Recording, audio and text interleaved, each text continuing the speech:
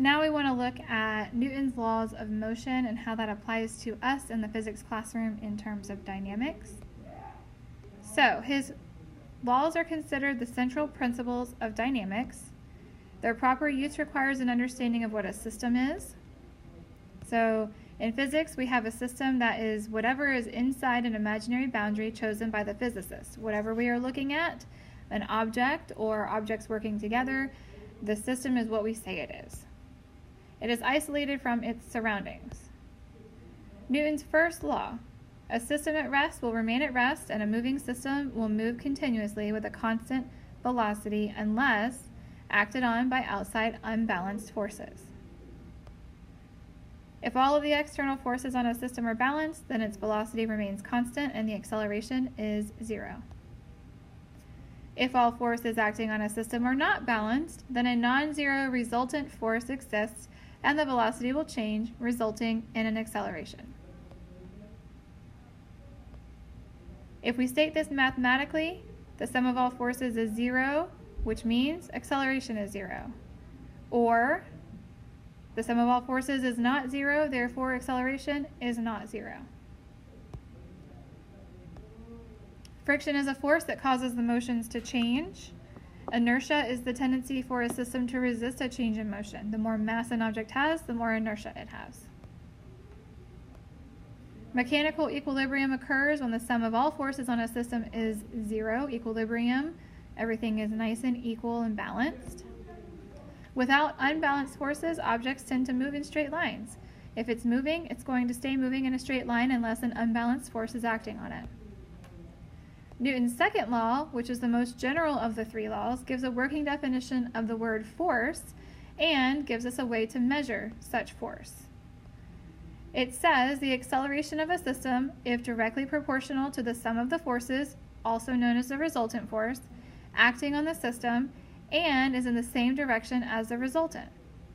Acceleration of a system is directly proportional to the sum of the forces acting on the system and is in the same direction as the resultant. What does that mean? Stated mathematically, we can say acceleration is equal to the sum of all forces divided by its mass. Or we could also say the sum of all forces is equal to mass times acceleration. Both of these ways of looking at it mathematically help us to understand that acceleration is a result of the forces acting on a given mass. A resultant force of 1 Newton when applied to a mass of 1 kilogram will produce an acceleration of 1 meter per second. This is how the Newton, which is a derived unit, is defined. Here are some component equations we can use. So we have the sum of forces acting in the x direction is equal to the mass times acceleration in the x direction. Same thing is true in the y direction. If you think of it graphically, the sum of all forces in the y direction is equal to the mass times acceleration in the y direction. We can also throw this in the z direction if we're looking at a three-dimensional motion pattern. So the z direction is equal just the same. Newton's third law says if system X exerts a force on system Y, then Y exerts a force of the same magnitude on X, but in the same or the opposite direction. So this is our equal and opposite rule. So the sum of the force of X acting upon Y is equal to the negative of the force of Y acting upon X.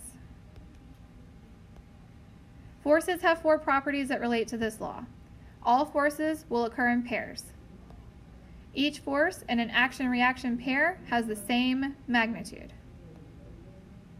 Each force acts in the opposite direction in line with the other force of the pair. And each force acts on a different system. Now let's look at weight and mass. The force of planetary gravitational attraction on an object is called its weight. Weight is directly proportional to mass. The more mass you have, the more weight you will have. The force of W is equal to acceleration times mass. In this case, the acceleration is the gravity. Since this gravitational acceleration is downward, we could say the force of the weight is equal to mass times gravity.